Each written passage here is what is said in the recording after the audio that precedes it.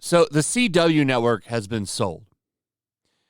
And it's hilarious to me that anybody bought it because the CW has been nothing but a joke for years.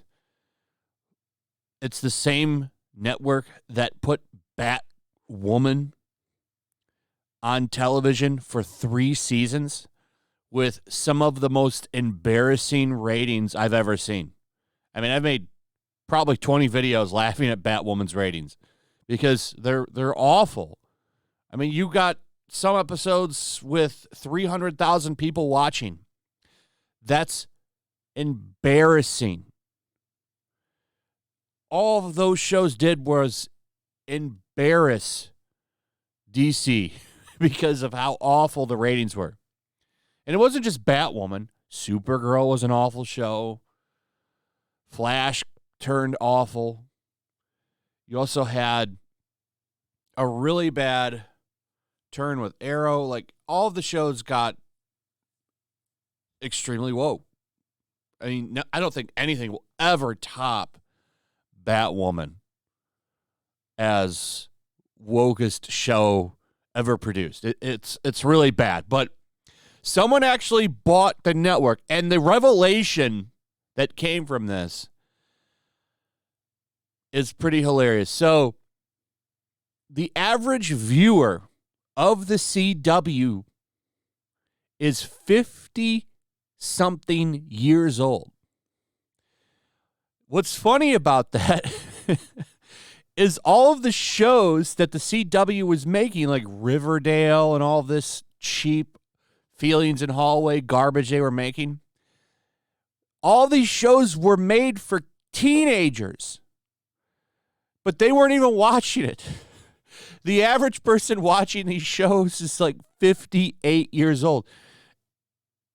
That's bad. All the kids that we thought were watching this garbage weren't watching it. Instead, it was your grandparents. And they also admitted that it's never been profitable, that the network has always operated at a loss.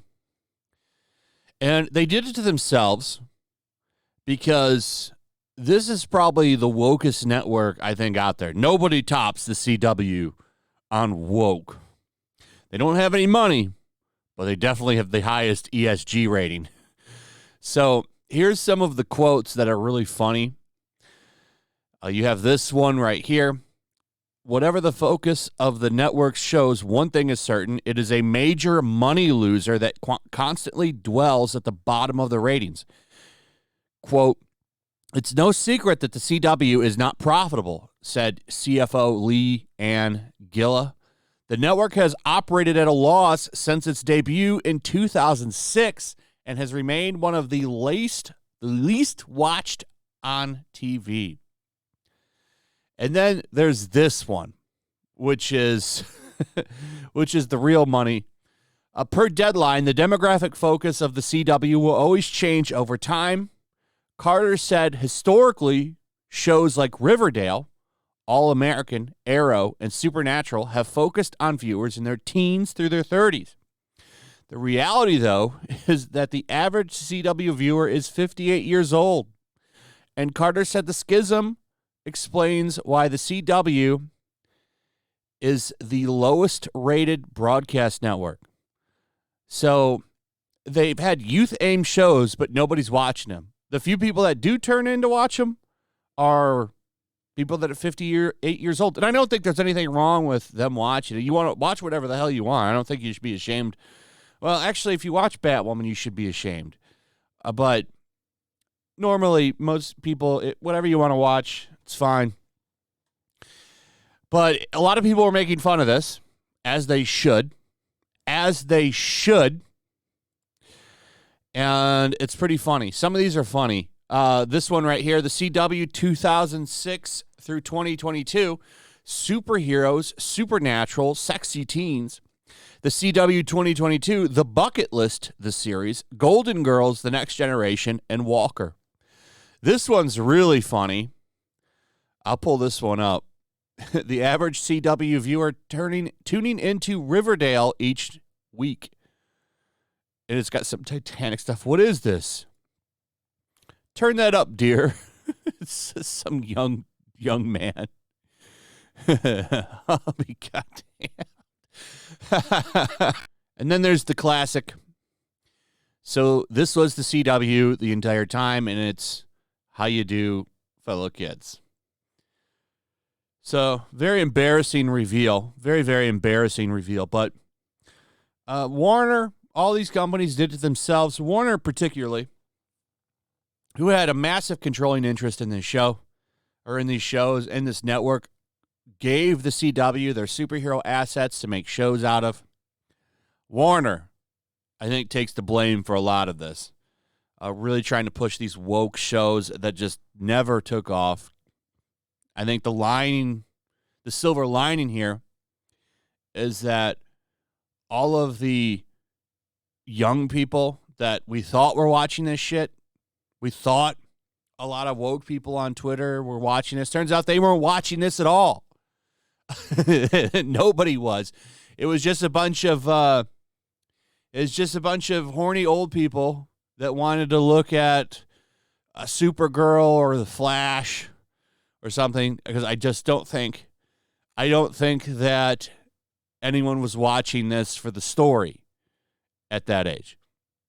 So, I mean, that's just a guess, right? Maybe they were really into it. I don't know. It's just funny to me. Like a lot of funny reveals came from this. So, the silver lining here is that, we thought 400,000, 300,000 woke kids were out there diehard supporting this, and that's not the case. That's not the case. They abandoned this garbage. So, I mean, I think that's a good thing. Also, by the way, I was 100% right about Ezra Miller. 100% right. I said Ezra Miller would come out with a corporate apology and say, I'm sorry, mental health stuff, I'm working on it. All would be forgiven. Everything is A-okay now. Everything is fine. Everything is forgiven. Forget about the weird allegations with those young people. All's forgiven now. Going to get some therapy. Going to be on the road for promotion of Flashpoint. The face of privilege, ladies and gentlemen, Ezra Miller. There must be some weird thing. Like if you are non-binary, you get a lot of leeway. You can pretty much do everything slight of murder. That's what it looks like to me. Because people have been canceled for far less. And just an apology, working on mental health, you're allowed to come back. Everything is fine. Good to go. And there's actually people defending it on social media. So I was 100% right. Just saying. Anyway, that's it. Let me know what you guys think. Also, if you would, please like, subscribe, share the video. Make sure you're still subscribed. Hit that notification bell. I'll see you guys on the next one. Peace. Make sure to check out my locals. There's a link in the description. It's a fun community that I'm trying to build over here. If you don't want to support me on YouTube, you can come over here. None of that money goes to YouTube. You also can just come over here for free. But if you are a supporter over here, I do plan on doing an extra live stream once a month and throwing links to the supporters so you can actually come on and have a supporter live stream with me. Also, it's a good place to catch all of my content. You don't have to worry about notifications like YouTube. They'll definitely work over here.